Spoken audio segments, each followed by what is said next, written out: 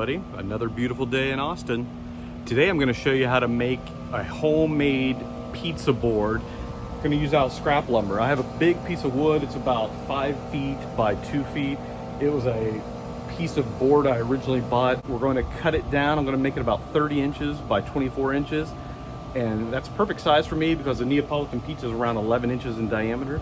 So that way you can get 2 pizzas side by side, stretching the dough, and then you can have all your materials on the top.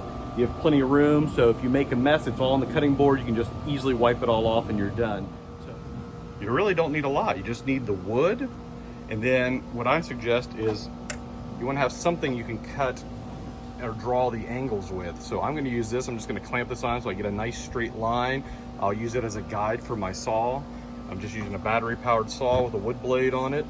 Obviously tape measure pencil, have a palm sander, super handy, and have some clamps. I'm gonna just cut it and then sand it down, and I'll show you how it goes. I set up my guide here. I added a couple extra clamps. These clamps are basically just to keep the board from falling down and then make it a little easier so I don't have to hold it with my hand anymore. Just gonna cut that, and then I'll have it exactly 30 inches wide by 24 inches long. He's mad at me, he wants to get in the pool. We'll do that later, buddy. Right there, that's his favorite thing. All right, let's get to cutting this thing.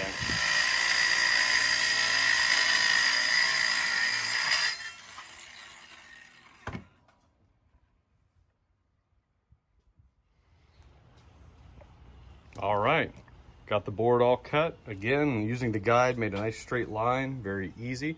Now I'm gonna unclamp it, take it down, and just need to sand out all the kids' drawings. I don't know if you can really see them all, but lots of drawings on this board. So I'm gonna sand that all down. Sand it all down. I'm using a heavier grit right now to start to get the rough stuff off and get the corners. Then I'll follow it up with like a 120 or a 220 probably to get it even smoother. And then once I get it done, then we'll put some oil on it.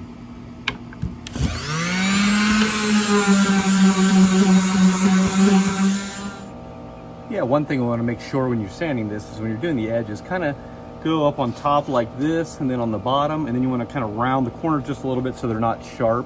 You don't want to cause a place where splinters or you're end up hitting it on something, so I like to round the corners off nice.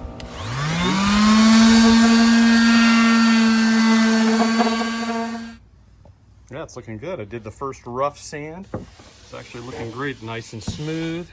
Pencil drawings off, so now I'm going to finish up with some 220. That way it'll make it even smoother. And then we'll be done.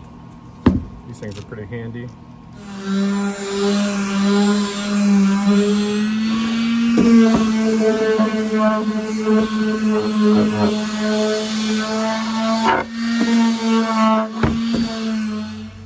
All right, let's go.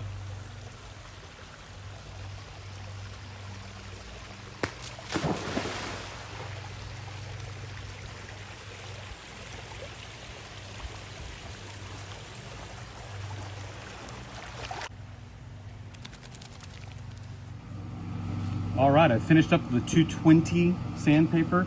It's super smooth right now. Got all the corners very smooth. I'm gonna take a dust broom quickly. Just get all the excess sawdust off. All right, then I'm gonna take a rag, just kind of wipe it clean. We're just gonna use some mineral oil. This is actually just oil, the one you get at IKEA when you buy a cutting board. Just a few bucks, so just gonna liberally squirt that on. Easy as that, and just kind of rub it in all over. This is my outdoor workbench, so I don't care if I get oil.